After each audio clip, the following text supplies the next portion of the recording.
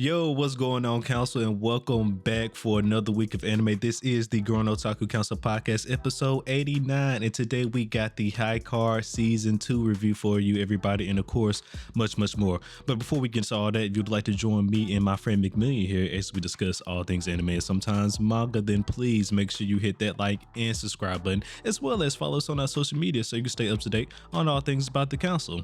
With all that being said, ladies and gentlemen, the council is now in session. Let the meeting begin. All right, everybody, welcome back for another week. As always, I hope everybody is doing super fantastic. How you doing today, McMillian? I'm doing great, my friend. How about you? Doing good. And oh yeah, also before I forget, happy Juneteenth out there, brothers and sisters. Hope everybody's doing well on this day and this week as well. You know, me personally, I didn't get a day off, but you know, for the people who did get your day off, I hope everybody is out there enjoying it. Yep, same here. Well, all right. Well, why don't you go ahead and hit everybody with today's agenda? You know, we'll start us off with the council announcements, everybody. So for council announcements, would just like to remind everyone that the last episode that we released was our Witch and the Beast season 1 review, as well as our Mushoku Tensei season 2 catch up. And also, I'd like to just say Ace has released 2 new episodes for his One Piece weekly reviews, 1108 and 1107. So be sure to go and check those out. For schedule today, we have High Card season 2. Then we'll be bringing you guys the latest anime news as always. Then we'll be going into detail of the last 2 episodes of Mushoku Tensei, which are 21 and 22. And then rounding everything off with the weekly recommendation and our, outro for the episode. All right, thank you for that. And just a quick update on the One Piece as well. So as we all know, 1109 was the filler episode. So as I mentioned before, in the One Piece episodes, we don't review filler episodes, right? Filler / recap episodes. So I will see you all, this weekend or / next week rather for the 11010 review. But yeah. But with all that being said, we're going to hop in today's first discussion, everybody, and that is High Card Season 2. This I believe we did talk about season 1. I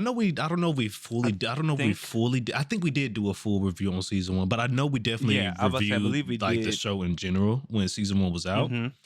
A lot has changed, since then. I do believe that. Okay, so you know what? Let me ask you this before we get into the deeper discussion. Based on the way that season 2 ended here, do you think we're gonna get a season 3? It's possible.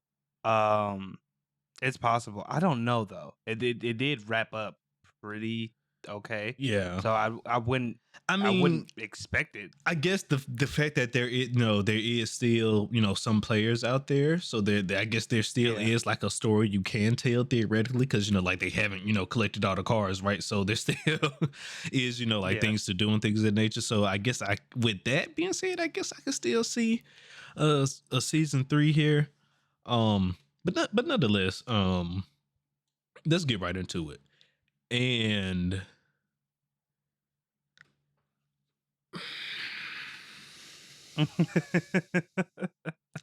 I'm trying to be very select with what I'm about to say. Okay. I lay it on them. think season 1 might have been better. I completely agree. Okay. For me only because I don't know, it was, to me, season 2 felt very unorganized. Okay, so you felt the same way too. Yeah.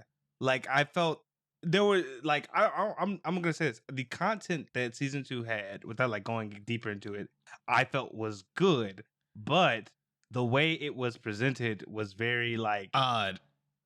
All over the place. Yes, and then I don't like how like they start episodes as well. It's just like we randomly start in places sometimes. Like I don't know. I don't even know how to explain that. Like, like we end the episode one way. You think it'll have at least some type of well, we don't. Okay, well, let me put it like this. I know we don't necessarily like have to start in the exact same place. Where we ended off a previous episode, right? But sometimes it just feel like we'll just be doing like random shit, like when the episode starts, and it's just like, what is going on? Like, are we still following the plot?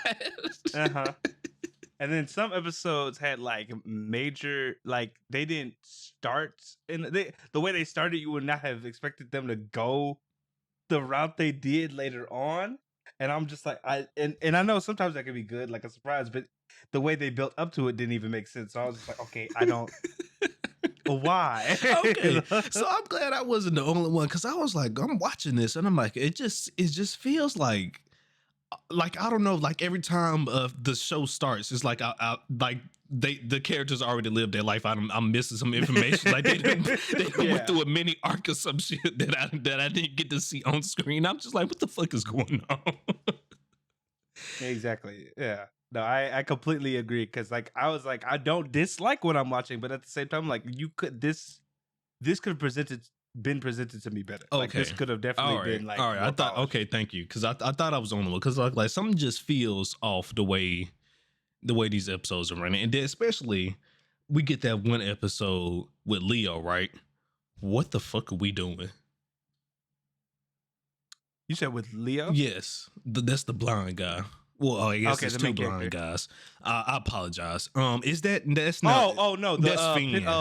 Leo is Finn is the Theodore's son. Yes, I know exactly. That's what I'm talking about. Like, why did we need a whole episode of this man essentially dying? And first of all, it's so obvious that it's the doctor. This man is constantly coming to you every day looking worse and worse, and you're just sending him back like, yeah, no, you'll be fine. Yeah, you'll be fine. Like, get the fuck out of here, bro. Like, what are we talking about here? But they made us go through that whole episode just to tell us that this man wanted to be recognized by his father. That's it. That was the whole underline of the situation. The story that they wanted to tell, essentially, right? Yeah, but the problem with that is, I feel like you could have got that without that. You could the whole first. I mean, like, what is it? Not that episode, but the episode where they get in the HQ gets attacked. You can obviously tell what the fuck Leo and his dad's whole relationship is. Like, I need the school arc episode to tell me that. Like, I don't. Then just for me to get this random guy that we're probably never going to meet again unless there is a season 3, right? And then even if there is a season 3, I doubt we'll still see this guy again. Yeah.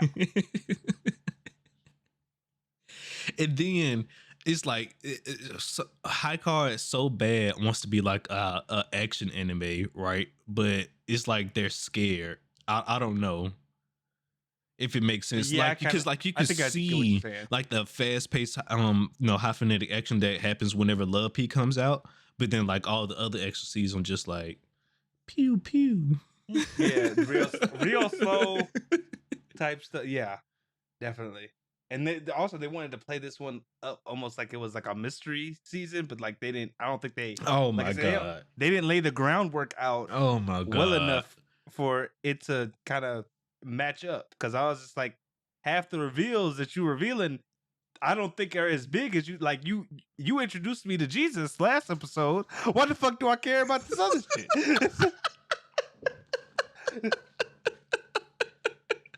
Pretty much, like you just said, you reveal God to be in this episode, and then 2 episodes later, oh, that's Finn's brother. Okay, Ian. Great. Great. I mean, what do you want me to do with it?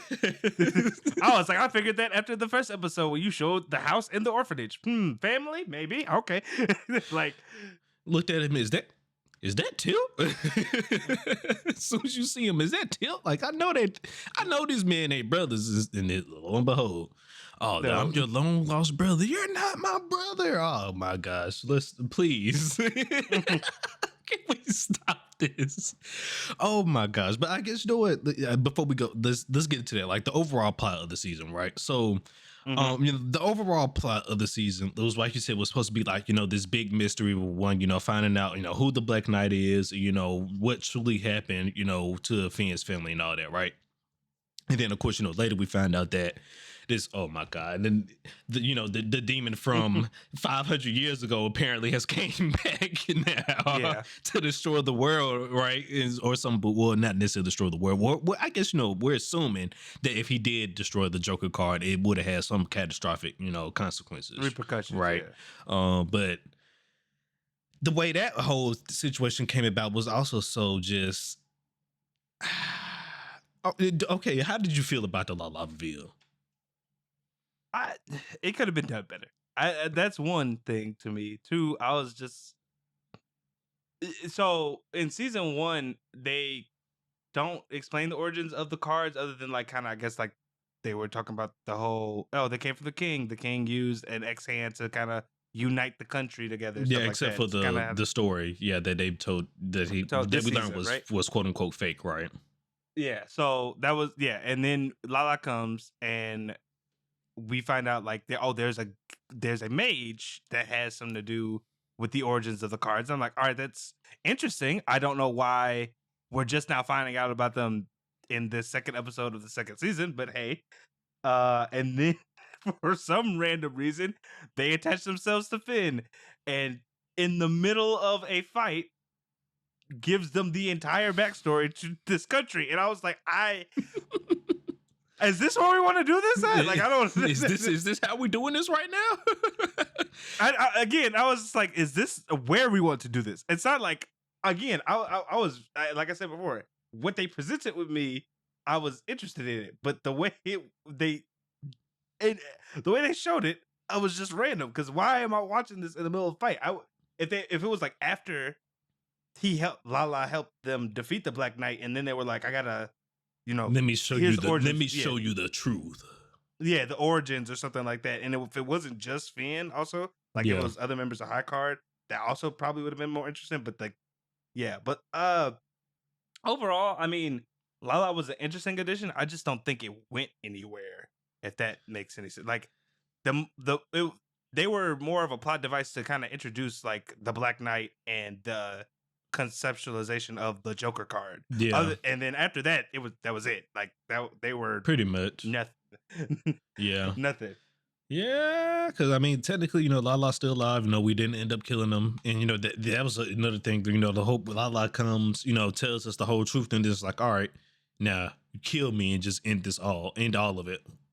What? Like, so we just have that option now to just end it all now? Like, where is this? To get rid of all the cards. Where is all this coming from? Yeah, it was definitely a little very, very oddly paced. And then they tried to do the whole what do I call it? The whole dynamic between him and his brother, right? Where he like basically, essentially lost his mind, or like, oh, I'm gonna get rid of this curse so me and my brother can finally be together again and all that. And because then at first they made it seem like he didn't remember his brother, right? But then like in the episode before the end, right? It did when his brother was talking, it seemed like he did remember his brother for a while. He was like, oh yeah, I made sure to stay away from you and all that, but when I really wanted to see you, I had the guy transform me into all this. I thought you didn't remember the guy. Like, what are we exactly like, what are we talking about here? Like, did you not remember her or not? Or was the only thing that you was confused about was just killing your parents? Like the way they kind of went about, I guess it was a little muddied up, right? They didn't do a good job of explaining all that. Yeah, that's what I was like. The way the information was given, it left stuff to be desired. Like it just wasn't as polished or as paced out well as it could have been.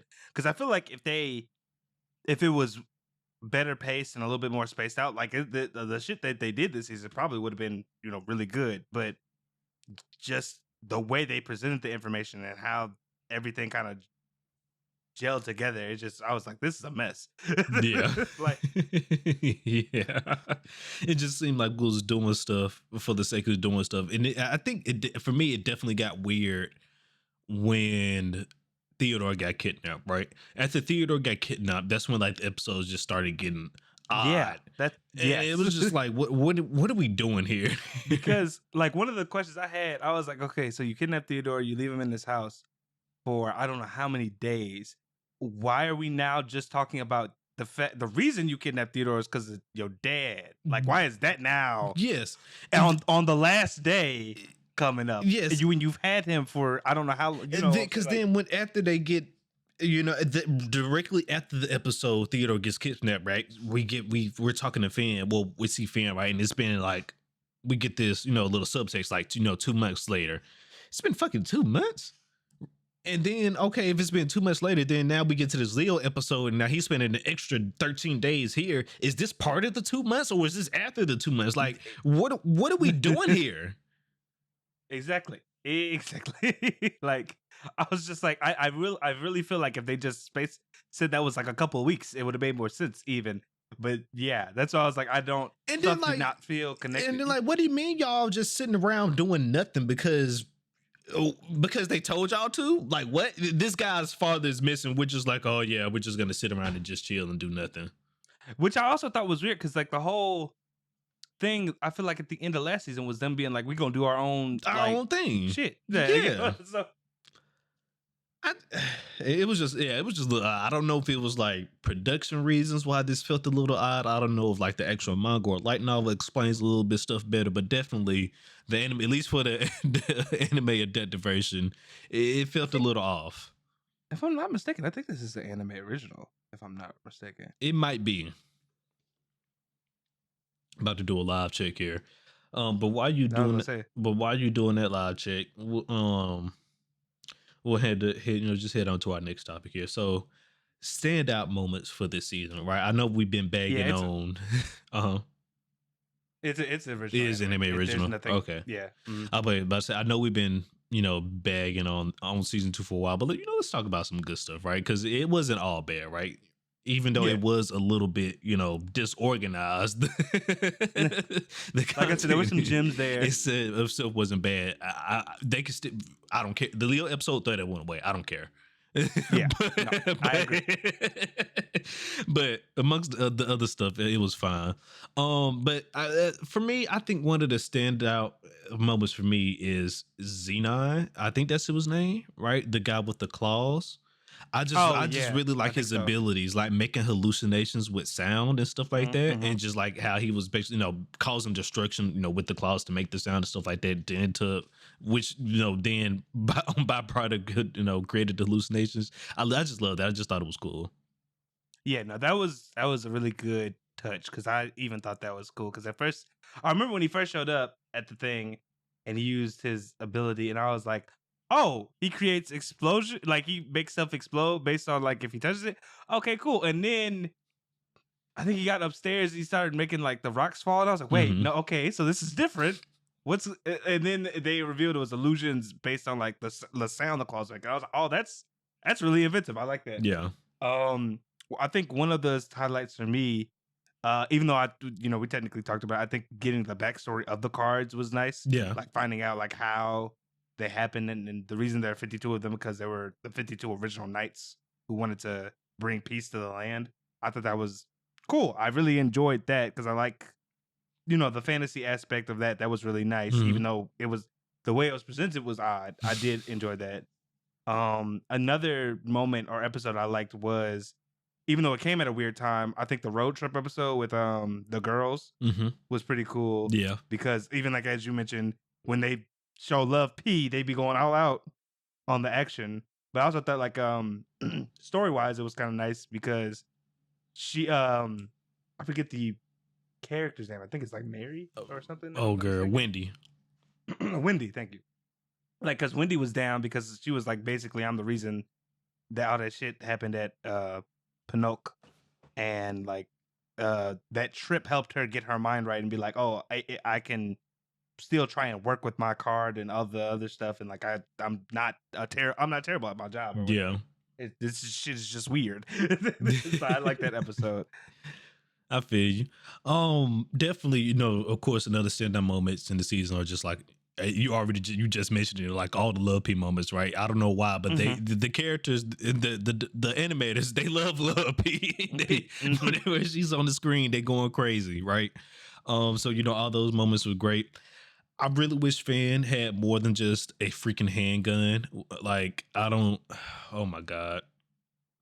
I don't know. And then I he didn't get no type of power up. He didn't play like out of all the people risking their lives playing X hands, our MC don't play an X hand or or something. even like think about it. He had possession of the Joker. Don't I even really use the Joker card. Like I really thought that that when he met Lala that he was gonna get like an upgrade to his card or something. I really thought that was about to happen, and when it didn't happen, I was disappointed because I was just like, so they just want him to fight this magical knight nigga with the with the with the pistol. gun that don't work.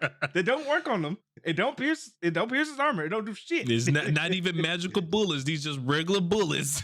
Bullets. They just stay straight, which Yeah. like that was the episode when they were going after the speedster. I was like, okay, no one in this group has a card that can deal with this other than the guy that can make stuff grow, really. And maybe Leo. Maybe Leo. But other than that, I was like, why are there only two people chasing after this motherfucker? Like, this is dumb. What is the man with the gun gonna do against the guy who can run faster than the bullet? Like, I don't. What is he supposed to do against Sonic over here, right? Like, what are we Exactly? what are we talking about? They just give Finn no love. He the main character. He the chosen one. He's the chosen one. No love. Okay, if he's the chosen one, let my man play an X hand without repercussions or something, right? Like, let him get some love, right? I don't know, man. Let him do a little something with the Joker card. He didn't even do the little shield thing the priest, the king was doing with the Joker card. This man he just got it just to have it. No matter. He just got it just to have it. I wanted to. I had a question right on the top of my head, and it just went away. I hate when that happens. I hate when that happens.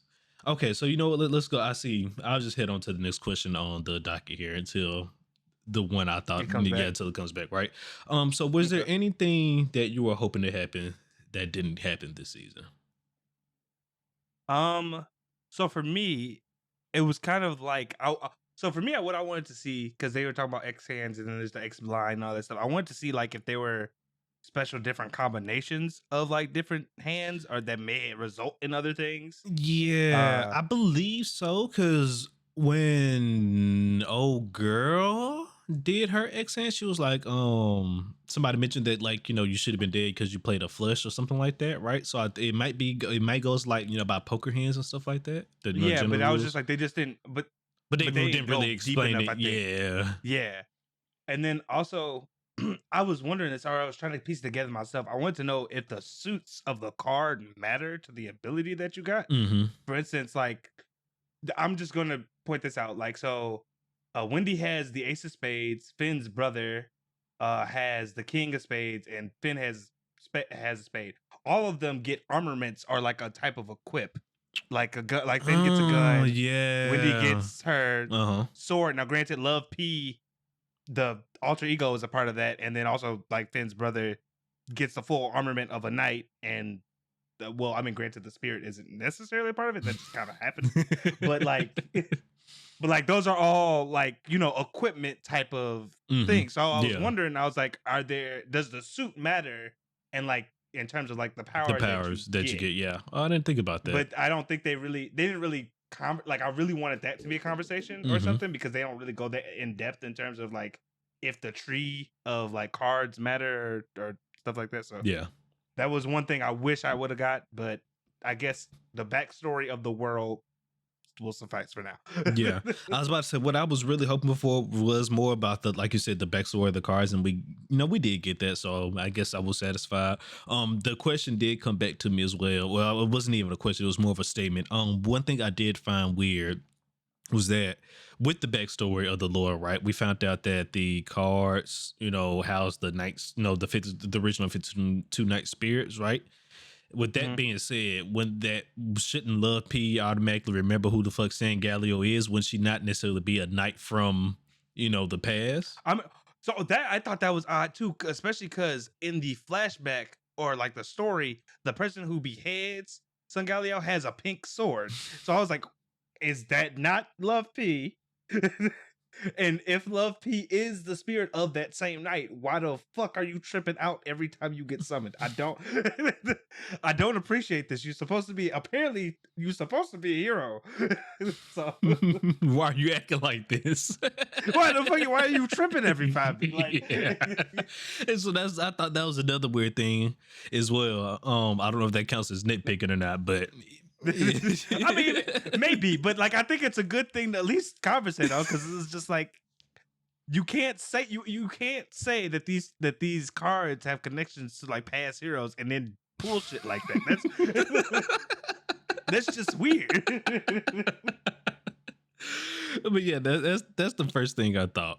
Was when when they Love P and some Geller start interacting. I was like, technically, shouldn't she know who that is? Like, shouldn't they remember each other? I know some Geller might have technically lost his mind just due to rage or whatever, but Love P, should still remember who this guy is, though, right? Mm-hmm.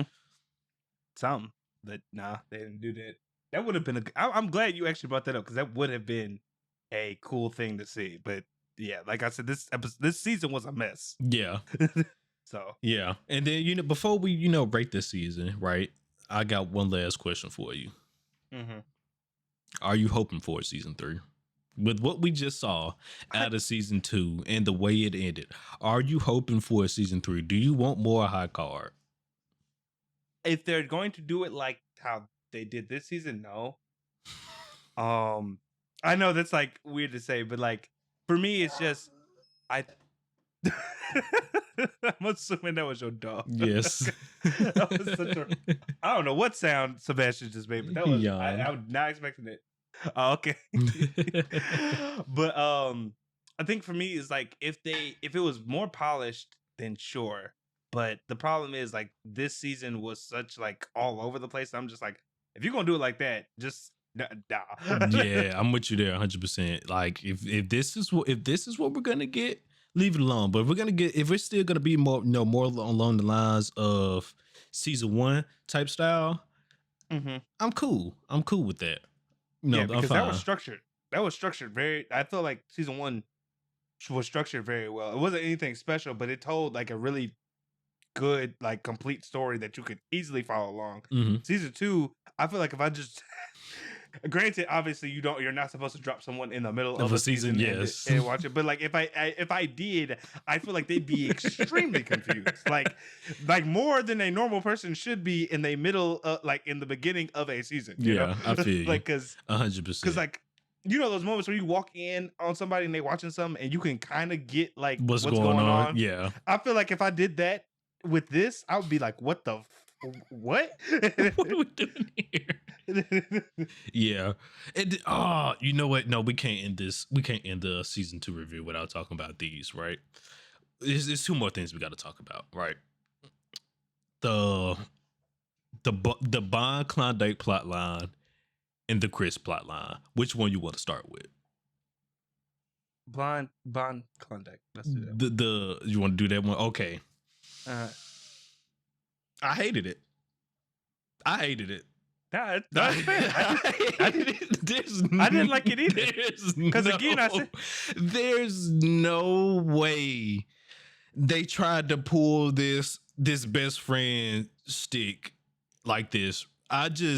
Oh my God. The thing that I really don't like about it is that they don't is that I don't care. Because Theodore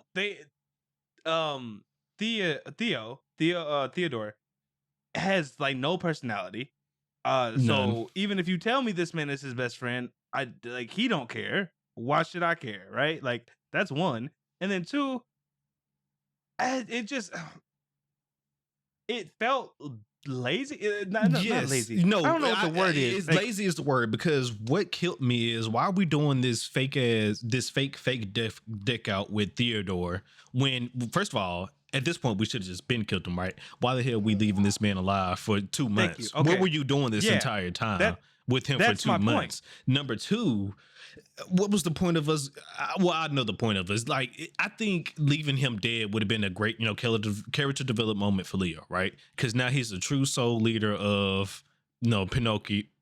Pinocchio. I don't want to butcher that, but you know what I Pinocchio. mean. I think it's just Pinocchio, but I'm not sure. Yeah. But now he's the true leader of Pinocchio. Now it don't all rest on him. But he's the true leader now. So now he got to go and burden majority of the shoulder, right?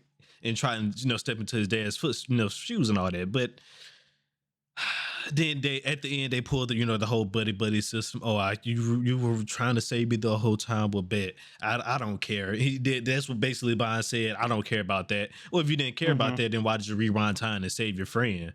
Like, come on now.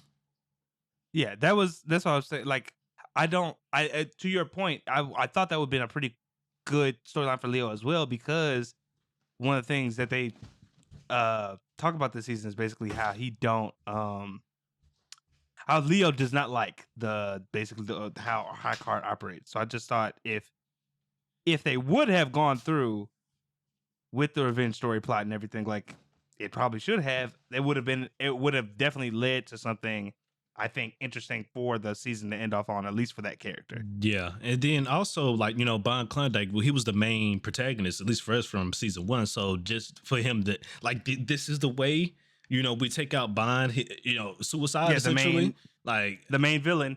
Yeah, the main villain. Like, come on. I don't know. It just left a bad taste in my mouth. I would have preferred for just both of them to end, both him and Bond, Theodore, to just end up there, right? You feel me? Yeah, I think that would have been probably better. a more interesting.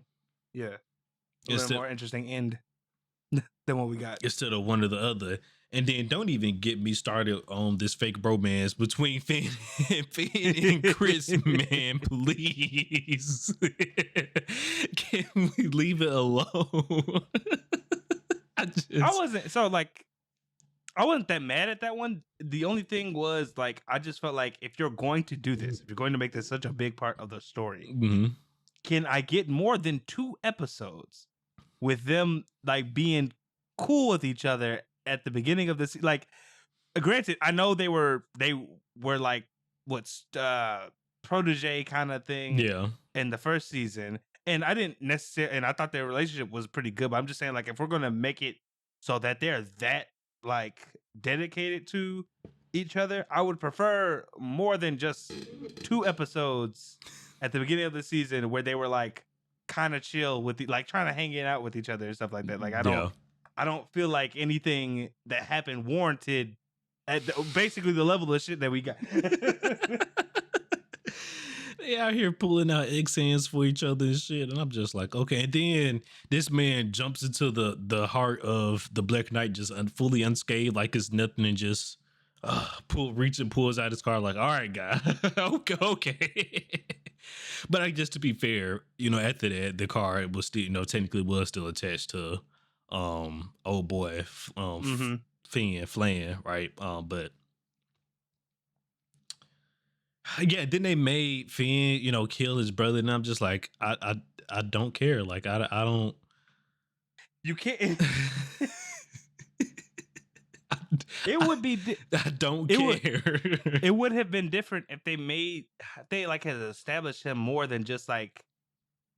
At first they made him seem like a victim, and then they had the episode before the last episode where him and Finn were talking, and it was basically like, "Nah, dude, I'm crazy," and I'm just like, what? What are we doing? Yeah. What are we doing? Like, you can't present it one way and then renege on it and then try and bring it back. It's not how it works. It's not how it works. It's not how it works at all. But I think that says it for itself. Overall, the season 2 of High Card was just very disorganized, though there was still some great moments in it. Definitely was not as great as season 1. And with that being said, everybody, it's time for the rating. And I in good consciousness, I cannot give this thing anything greater than a 6 in good Okay. consciousness. I was trying to think myself, like what was I doing? And then 6 popped up into my head, but I was like, is that too generous? No, Is well, 6 too I generous? thought you were about to say it may be like I could definitely go like 5 because I mean, definitely, like I said, the way I because it was if I was the only one that felt like you felt the exact same way about like the season being disorganized, that means it definitely was a problem with the season and the way it was, the way the story was It was being told, structured, right, and the way it yeah. was being structured. So it wasn't, No, it wasn't just me. So I mean, I wouldn't hell 5. I wouldn't say a 5 is even warranted. You feel me? Like I wouldn't. yeah, I wouldn't. Well, I guess so. For me, I think the reason I might give it the 6 is that while it was disorganized and while that definitely like dropped points from it, Yes. it was still it was still enjoyable. Like I wasn't. There were times where I definitely was looking at that like I'm not really getting any enjoyment, nor am I like disliking what I'm It like. It did. was very middle It ground, didn't right? make me want to say, all right, yeah, I'm done with this. Yeah, that's why I'm like maybe that's why I'd probably give it a 6 only because like there were still episodes where I was invested. Like Yeah. a majority of the season wasn't a 5. It was probably more towards a 6. But like if anyone told me that they were like this is just middle of the road, this was okay, I would Completely completely agree. Yeah, I understand. completely understand. But like, you know what? You're right. I'm not even mad at Yeah, that. yeah. So I'd probably it sits between like a 5.5 and a 6, probably somewhere for me. Okay. Because All right. Well, all right, everybody, let us know down below in the comments what you guys thought of the High Card season 2, and if there is a season 3, will you guys be watching yeah. it? But with all that being said, everybody, it is now time for my favorite part of the episode. Everybody, it is time for GOC Oh, news. Uh huh. I was gonna say before we get that, I would just Oh, like to um, let the audience know, let the you are listeners right. know. I apologize, You everybody. good? I apologize. You Yes, good? I am good about to hand it off to McMillian here, but we have a special announcement, everybody. Our friends at Megamind have been so kind to come back and sponsor the podcast again, everybody. So why don't you go ahead and take it away, Mel McMillian? Yep. So I would just like to say shout out to Magic Mind again for thanking them for sponsoring the podcast again. But here today to just talk to you guys about it once more. So if you've watched it before, you know Magic Mind is a mental performance shot. Basically a shot of juice that you can take that should help you be more productive throughout your day while reducing stress with its all natural, products. Excuse me, all natural ingredients. And it will help you also provide you with 100% of your daily needed doses of vitamin C and D per bottle. So right now, Magic Mind has asked us, me and Ace, to do their 7-day challenge, or basically their multiple day challenge, where they ask us to drink Magic Mind for a certain amount of days and let you all know how we feel. So right now, I'm on day 3. Ace kind of got his stuff late, so I do believe he A hasn't little bit late. 100% started yet. Yeah, Just day one for but me, I, because like you said, but it I was a little bit late on mine, but it's okay. yeah, but I will say, being on it for 3 days has definitely shown some improvement. I am definitely more focused and as not as jittery as I probably would be, using energy drinks such as like Monster, things of that nature. Like it's a very much more, what I want to say, methodical type of focus, and it definitely leaves you energized and feeling very good. A friend of mine actually was visiting me when I got my Magic Mind stuff, and he wanted to try it as well. And he Mhm. also thought it helped boost his like his mental capacity. Basically, like he felt Mental very more focus, sharp if you and focused. will. Yeah. Mm-hmm. There There we we go. go. There we go. Yep. So if you are interested in becoming more mentally focused, becoming and using some alternatives to get your energy, rather than coffee or energy drinks, you can respond to the call to action and use our code Otaku Council 20 at checkout on themagicmind.com to get you up to 48% off of your first subscription or 20% off of your one-time purchase. You can also go to claim your deal at magicmind.com/Otaku Council, where you'll get the same benefit without having to enter the code. But thank you again to Magic Mind for sponsoring the podcast, and the council, please go ahead and check them out. Of course. And also definitely, tune in next week as well. Cause by the time we do our next episode, we should, be full, like really deep into our 7-day challenges. So, we'll definitely, give our full, another, brief, I guess not brief, but I guess our another extended thoughts on Magic Mind, if you will, here. So definitely make sure you guys tune in for the next episode as well. Mm-hmm. Yep. But all right. Oh, that's it. Yes. Now we can get to your favorite part there of the episode. Go. Now we can get to the favorite part of the episode, everybody. It is now time for GOC News, your weekly source for your favorite anime news. So let's get into it. All right, everybody. Not much today for news, but we got a few stuff to talk about, and I think we're just gonna start this off right at the top, especially because our last episode was about this. So, right now there is misinformation going around about their a season 2 of Ninja Kamui being announced. That is not true. The producer for the studio actually came out and said their season 2 is not in the works. Essentially, right? He said basically he didn't. They're not throwing it away. It is a possibility, but season 2 is not yet in the works. Yeah, it sounds like the studio that would have been working on it may have jumped the gun in terms of its announcement. So Ninja Kamui season 2 is a possibility. I don't know how strong of a possibility after people start running their mouth, but it's a possibility. It's not a for sure thing at the moment. So I do want to just we like to let you know that. 100%. And I was just about to come on here and talk shit too. I've been like, yeah, see, everybody was talking shit about Ninja Kamui and all that shit. And season 2 got announced. I guess it couldn't have been that bad, right? At low ball. Low ball. But yeah, here we are. Moving on from there though, everybody, we do want to let you all know, just in case you're not up to date. So for all our Demon Slayer fans out there, for season 3 Demon Slayer, the last 2 episodes of season 3, because we're only getting 8 episodes, so both 7 and 8 will be extended episodes, everybody. Episode 7 will be 45 minutes, and episode 8 will be a 1-hour premiere, everybody, for the finale. Get lit, get turned. So far, Ufotable has been doing a lot of anime only content, and for the Hashira only arc, just adding a little bit, extra content to enrich and enhance the experience for everybody. Since the Hashira training arc was so short in the manga that they just went and added a little extra stuff here and there. But yeah, the end of the season is here. We only got 2 episodes left, everybody. So get prepare for the finale. Yep.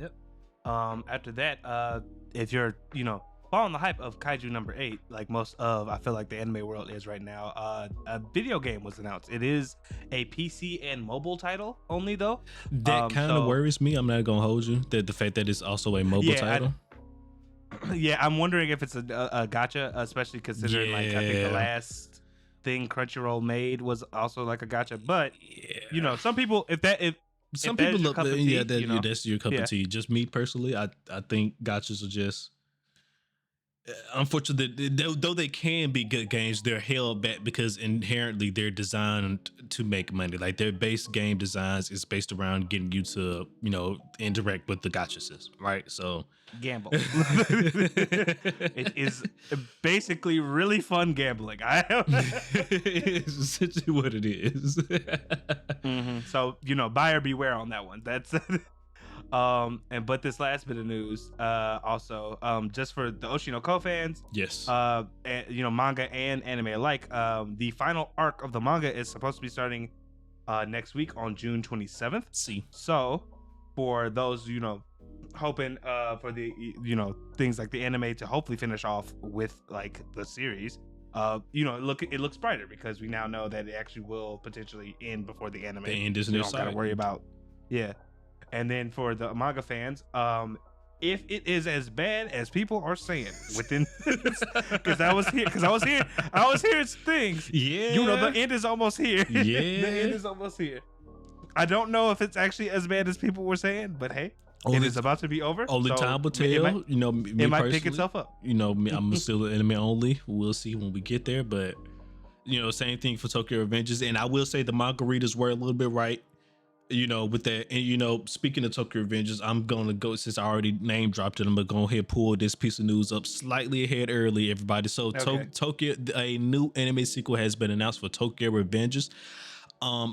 Don't know. They mean just basically, essentially season 4, right? Because as we all know, the story for Tokyo Revengers is not done, at least in the anime, right? They haven't completely finished telling the story. So I'm just assuming, pretty sure whatever this new anime sequel is just the rest of the story, essentially. Yeah, I'm assuming it'd probably be the rest of the story, especially with like the key visual they gave. It didn't look like it was something changing, but yeah, only time will tell. Yeah, so that was a little sneak peek from future releases / upcoming stuff. But some new series to get into. I'm really excited about this first one. Actually, almost all of these are pretty cool, but the first one of my favorite fighting game series is getting an anime. I knew you was excited when you saw that. I was like, I bet Jay Gore. As soon as I saw that, I was like, I know Jay going crazy. So for fighting game fans, if you're watching this, Guilty Gear Strive, the very popular fighting game, is getting its own TV anime. The game is already anime as hell, so this is just perfect, I think. Especially to introduce it to wider audiences. It has a really interesting story already. So I'm really looking forward to see what the anime entails, like if it's going to be its own like original thing or if it's going to tie in with the games at all.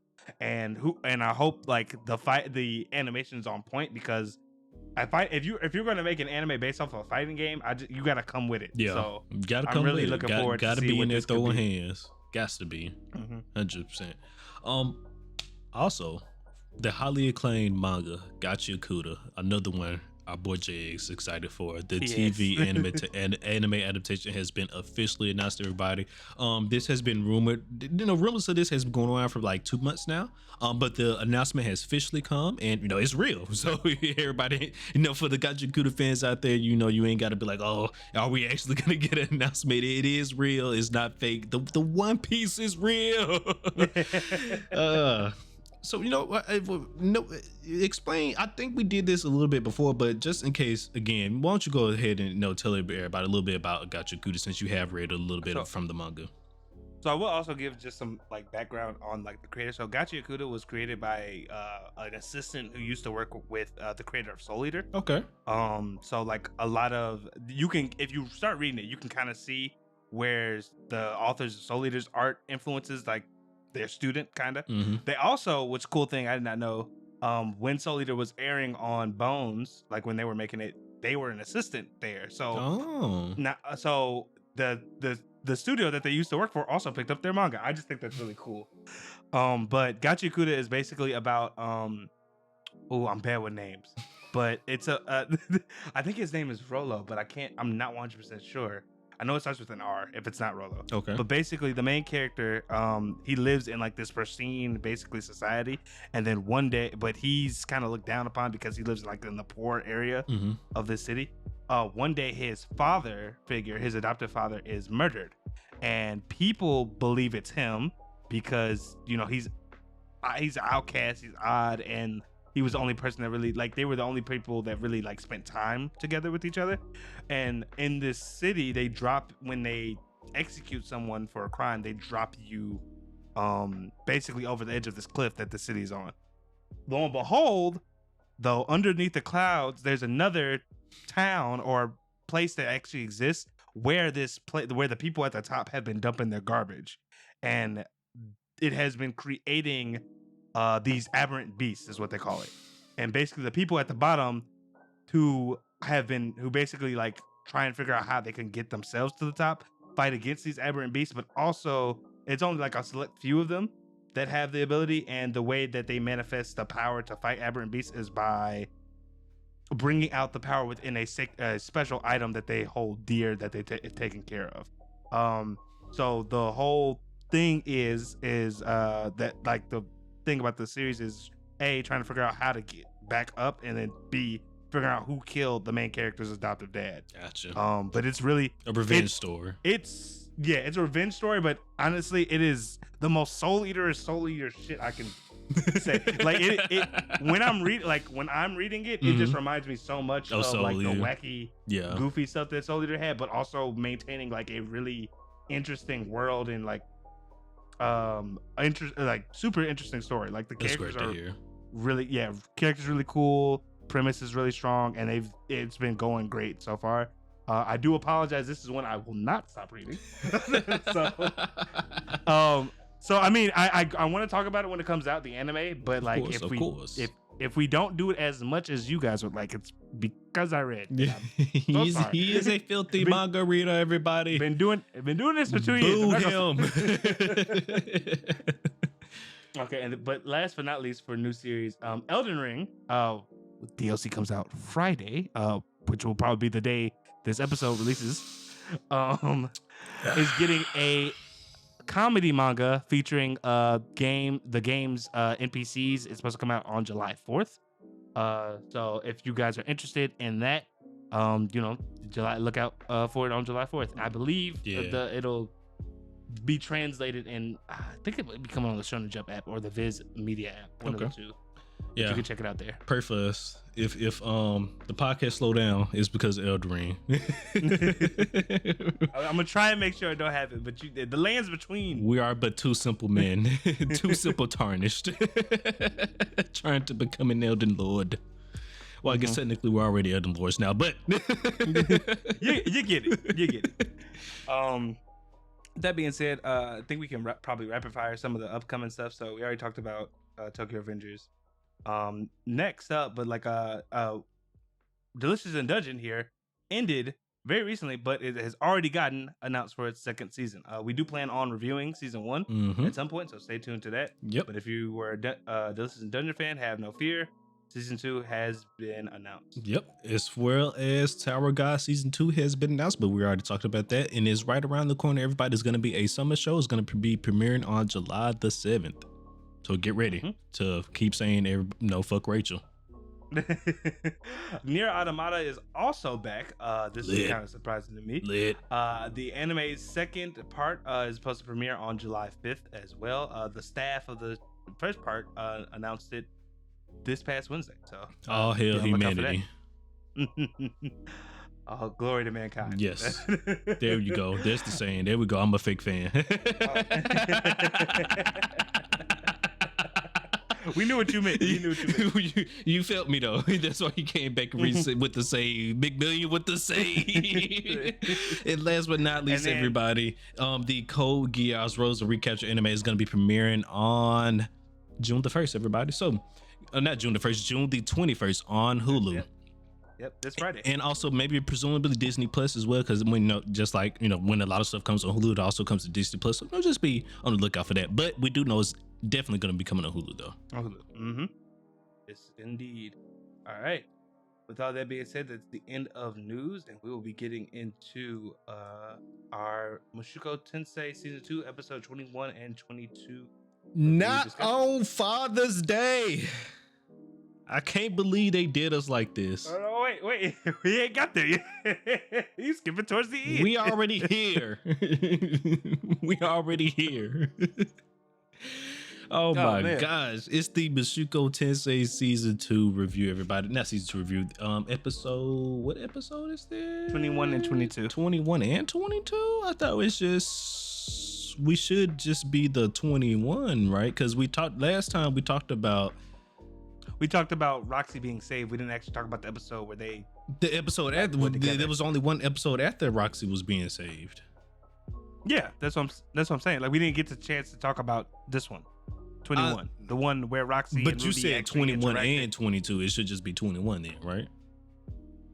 No, 22 came out after. Huh? What was the episode where Roxy was saved was 20.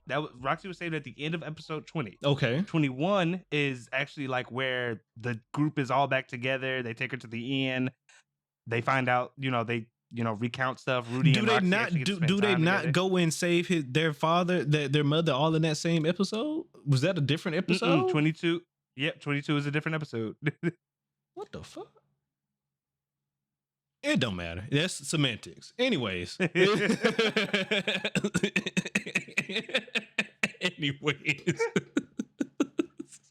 apologize, everybody. This is what binge watching does to a man, okay? I apologize. But before we go any further, I would like to remind everybody that Mushoku Tensei this season 2 is our featured anime of the spring 2024 season. is it spring? Yeah, spring 2024 season. So what that means is, every week you catch us, reviewing the latest Mushoku Tensei episode.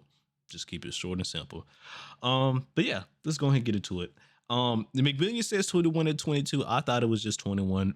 Once again, semantics, but regardless.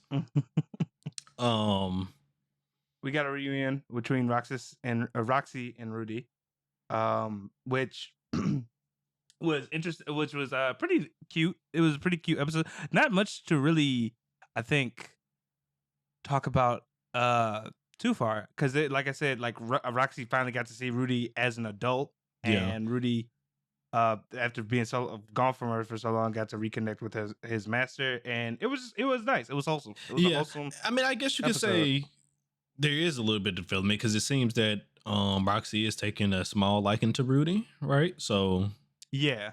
I mean, that I was gonna say, besides that, I don't think much else other than, like, we got to see Roxy interact with, like, Paul's party, which is like kind of her, because she was the mage of that party anyway. So it was just interesting to see them in, like, that natural setting. But yeah, Roxy and Rudy seemed to potentially have a budding romance, and then Paul came in at a point in time. He was like, 2 wives, man. 2 wives is a great thing. I was like, this motherfucker. This guy here.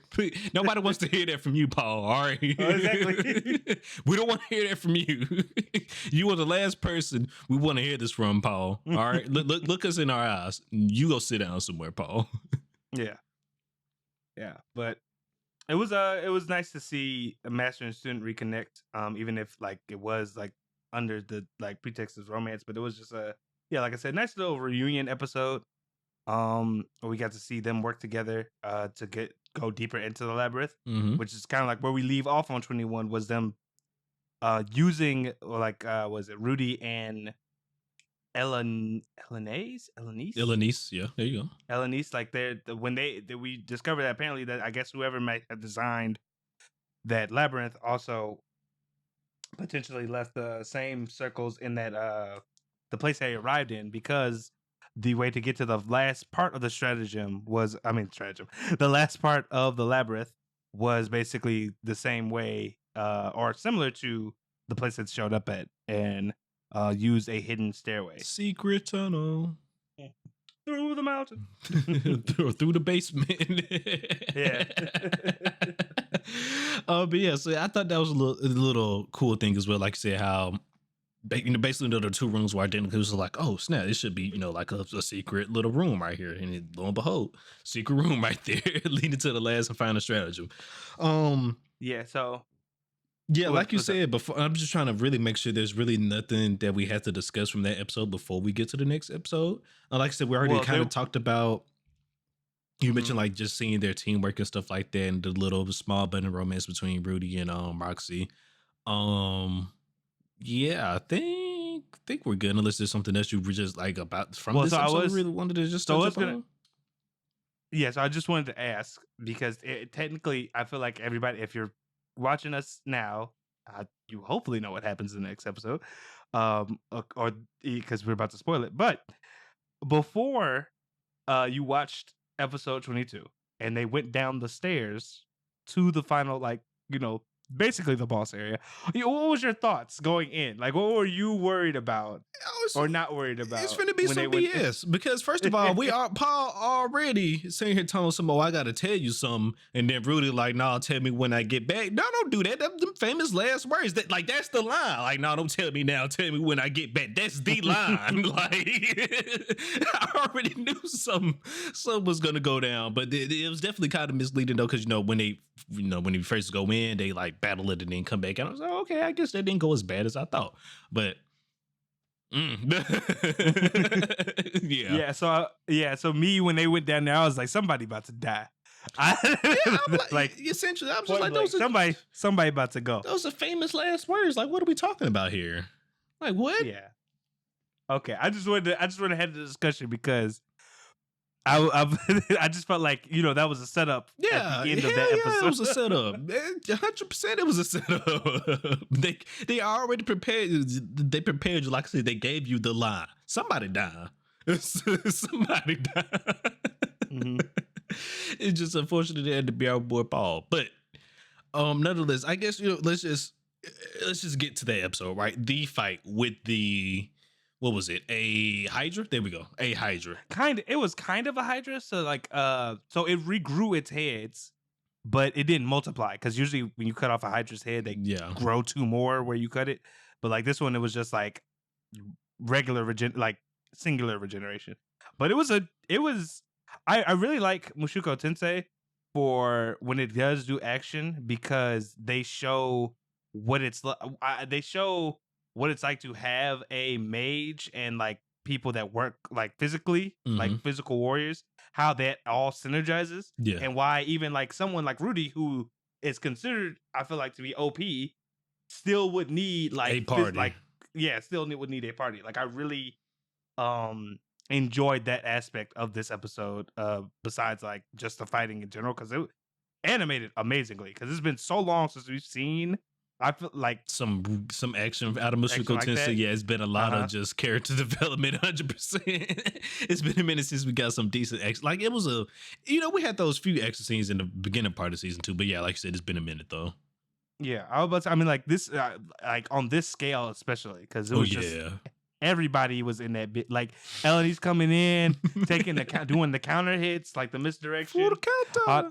Yeah, like that shit. That it was fire. It was amazing. Yeah, like there's nothing to say about that. Yeah, no, the synergy was crazy. Then I'm a double back what you were just saying earlier, right? But just like kind of getting to see like how Paul and his groups were in their heyday, because like even though Paul was older, he went he's past his prime, that boy was still out there moving. You feel me? Like that boy was still out there moving. So I'm like, if this is Paul like this, Paul must have been a demon in his prime.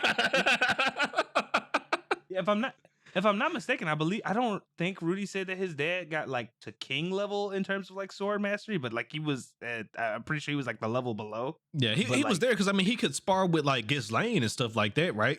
And we know Ghislaine made it to king level, so he was there. He might not necessarily had like earned the title. I'm not sure if they ever told us like what his title was, but they probably did. But regardless, we knew he was still up there though, like you just mentioned. So. It was crazy because every time his son called, he's like head, and he came up there. Oh God! Every time, just every time in the right spot at the right time, just moving perfectly. I'm like, look at that boy Paul out there, just moving. He that boy smoothing out there. Anytime somebody ain't got it like that, and I'm like, what you mean? I'm like, it look like you still got it to me, Paul. I'm like, don't doubt yourself, Paul. I'm like, what are you talking about? You're selling yourself short. You out here moving and grooving. Yeah, but every great has their end, unfortunately. And it was wild because I didn't even notice until like I think I got online that it was Father's Day, and I was like, damn. Well, that's crazy. Why would they do that? Yeah, it's kind of. And then somebody also mentioned that the same. I guess it kind of lined up like that. Unless it might have been premeditated, but the whole episode with Sylvie and the pregnancy announcement was on Mother's Day, so that was crazy. I didn't even know that. That's right. Oh my God, these maniacal motherfuckers. It's crazy. So but basically to talk about it. Rudy got his mom back, but he lost his dad. Which I just go ahead and say it. Suspicion. We're just gonna go and say it. It ain't his fault, but it is his fault. Rudy fucked up. He did. He underestimated that the monster. He underestimated the monster, and his dad had to come in and save him. And immediately, it was. Again, they do such a good job, I think, with this fight specifically, because when Paul gets hit, they don't have like a chance to really check up on him because the fight is still going on. Yeah, how fight is going on. So like, if I feel like if you weren't to have the thought in mind of like, oh shit, Paul got like must have been really fucked up, you could easily probably like forget about that because it's like the action is still going. Like we're still in it. Like the fact that you don't see Paul anymore in the fight might not even cross your mind if you're not looking for it. Like that's how good they were like really going with the environmental and the action scene. But like, when he got hit, I was like, yeah, ain't no way. Yeah, I mean, definitely when I saw my boy Rudy lost his arm, right? And then, like you said, the fight was still going on. The only thing I was thinking the entire time was like, damn, if Rudy lost his arm, what the hell happened to Paul? Right? And then we finally get to the scene where you just see Paul cut in half, and I'm just like, what the fuck? Like, not even just my man just out there just giving his last breath, just straight up cutting half. I'm just like, yeah, he was gone. What fuck? He's gone. Like, that's messed up. That's messed up.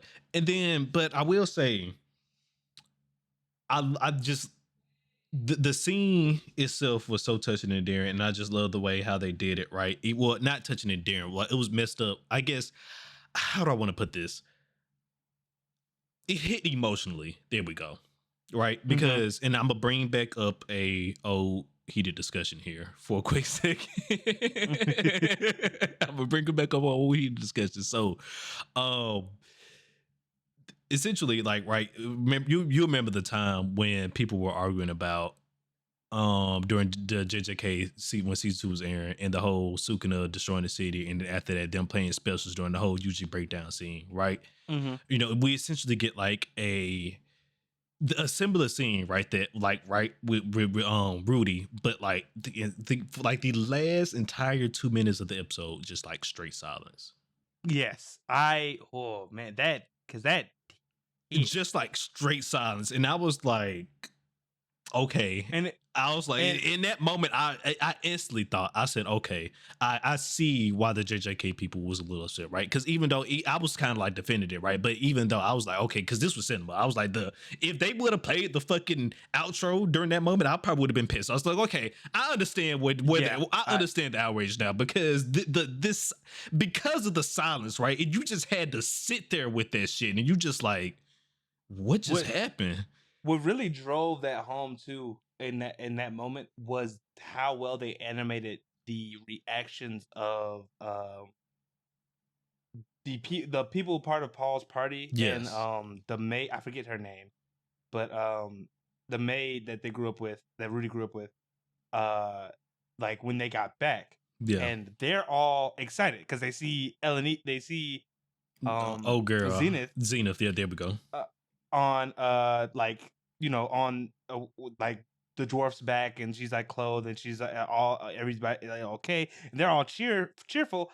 The maid runs down, you know, grabs Rudy, just like, oh, like, you got your mom, so stuff, like, and she's not totally taking in why, like, the fact that they're all depressed.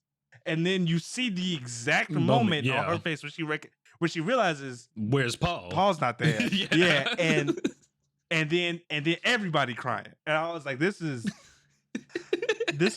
was just such a good moment. Cinema. I was like, okay, like I said, just during that moment, I was like, I completely take back what the hell I said about the JJK season 2 thing. I was like, I'm sorry. I was like, I was wrong, because this moment proved it, because it was basically like a very similar moment. I was like, okay, this proved it. I was like, the emotional, like I said, because you sitting in silence, you're just sitting with your thoughts, with your emotional thoughts as well, just right along with the characters. Like, damn, we just lost Paul. We came back with, we got Zenith, we got the maid. Oh, we got the maid. Look, she's happy and everything, all shit, but she didn't realize. Oh, there you go. Now she sees Paul ain't here. Now everybody else crying. God damn it. Exactly. And then the fuckery doesn't stop there. Yeah, I was just about to say. We keep going. It's been fucking like a week or something since Zenith is asleep. She's like, oh, she may never wake up. She fucking finally wakes up, right on cue, of course, though. And now she's a vegetable.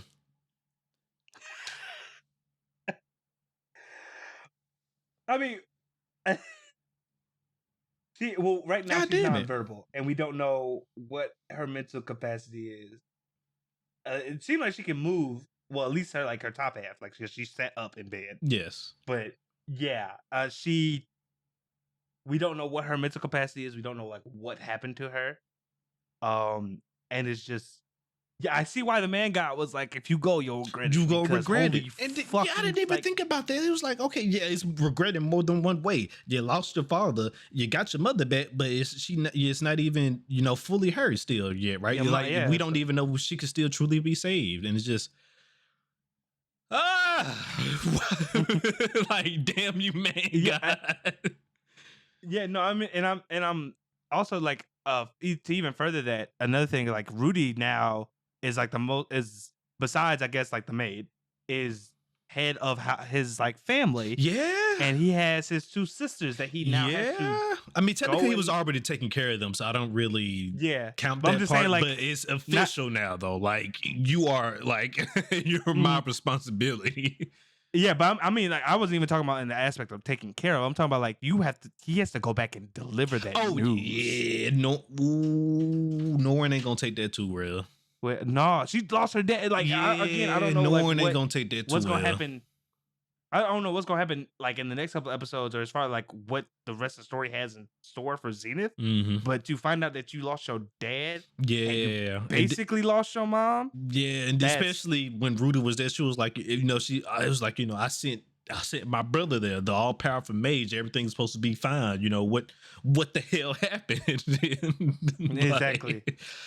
Like their relationship was just repaired. Yeah. This I don't. Oh, yeah. On top of that, his son's supposed to. Well, we don't know if it's a boy or a girl yet, but his child should be born as well by the time he gets back to. So plus that, right, is Such a bittersweet. Yeah. Oh man. Woo. Mushoku Tensei.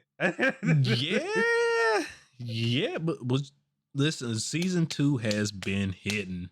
Season 2 has been hidden. Season 2 has been hidden. Damn.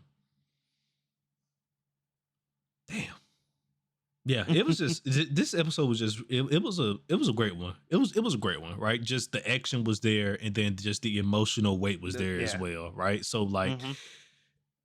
None of that high card season 2 stuff we was just talking about, right? But you actually care for these characters. You care what's going on screen right now. You feel the emotional weight and everything. It's oh man, it was just bravo. Like once again, the author is doing an amazing job, amazing storytelling.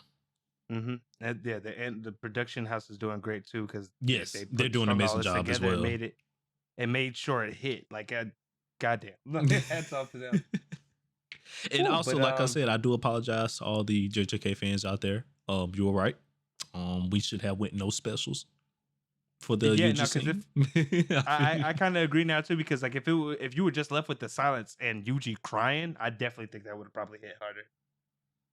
Even though I understand where the song why they did the thing. Yes, even though it is still a little bit of special case, I still do think the specials was still kind of had its part there in that scene. But I feel you though. It's still I am coming to the other side a little bit. It probably would have been better though overall if it just would have been silent. I am stepping a little bit over to the other side. Yeah, but that's all we have for the Mushoku Tensei discussion. Let us know down below how hard this episode hits you, and what are your definitely like a 10 out of 10 episode. But what are your hopes, I guess, for the Gray Rat family moving forward? Yeah. Because it's about to be real strenuous for them. Yeah, we still got like a few episodes left throughout this season, so we ain't no telling what the rest of the bombshells we got for the rest of the season, essentially, right? It's not over with yet. It's not over with yet.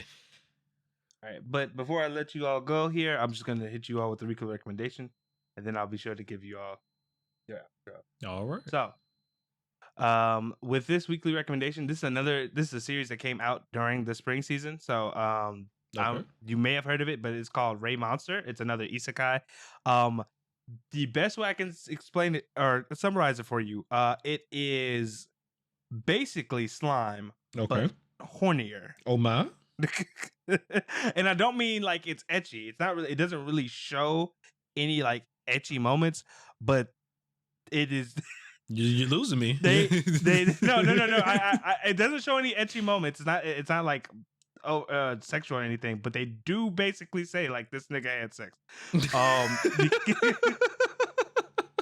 I won't spoil like why, but that is the funniest way I can like summarize it for you. But basically it's about this character who lived in a world where like powers already existed. He ended up getting murdered and he is reincarnated as a goblin. But in the world that he is reincarnated in, monsters have the ability to evolve and grow stronger.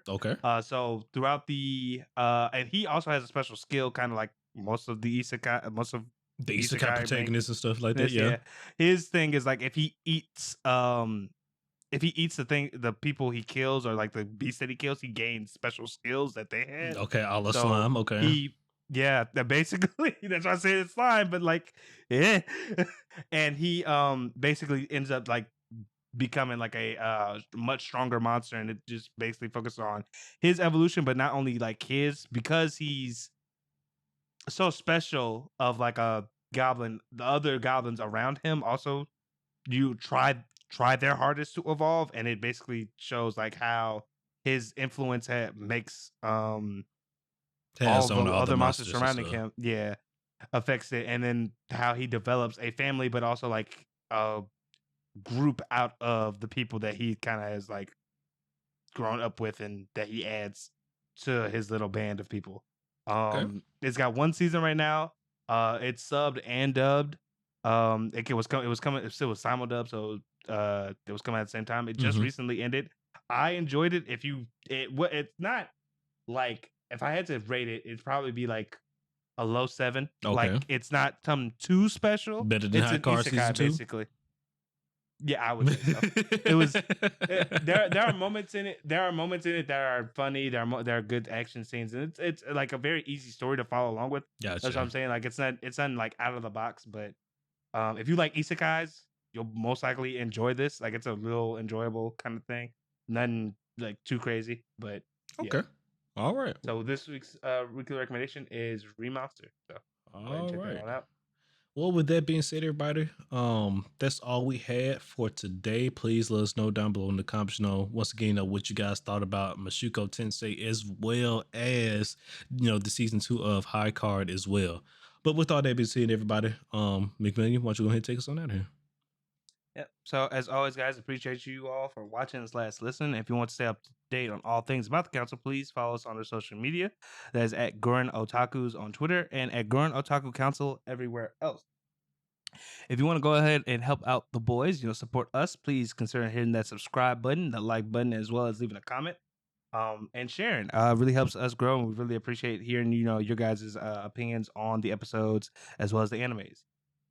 For those listening on the audio only platform, consider following the channel so you can stay up to date on when we release new audio only episodes, as well as leaving reviews and sharing those as well. Helps us grow. We really appreciate it.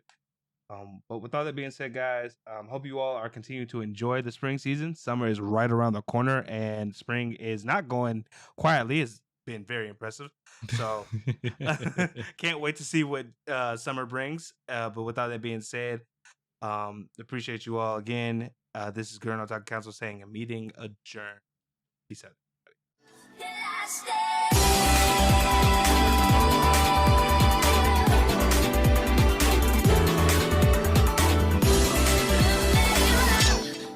Step